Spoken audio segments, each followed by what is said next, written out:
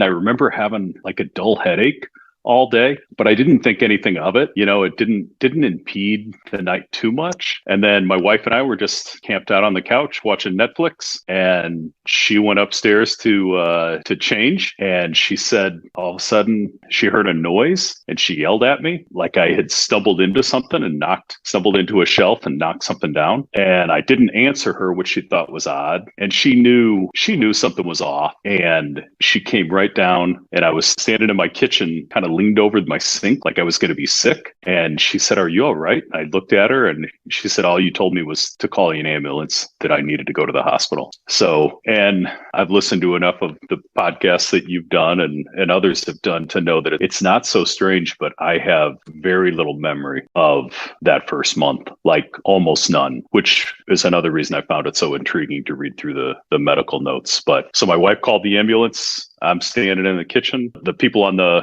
911 tell her to get me onto the ground. They said the worst thing that can happen to your husband is having him fall. We don't know. They suspected a stroke right off the bat. And they said, get him to the ground and wait for the ambulance. So the drivers got here and they pulled up right into my driveway, got me into the ambulance. And no sooner did I get into the ambulance and all that blood that was on my brain told my heart to stop. So I went into cardiac arrest. I just read the reports. Like, it's really detailed, Bill. It's crazy, like how many compressions and for how long. And it's scary. Went into cardiac arrest about 3 different times. Once in my driveway, once at the hospital, and then once when they were taking me to the stroke center.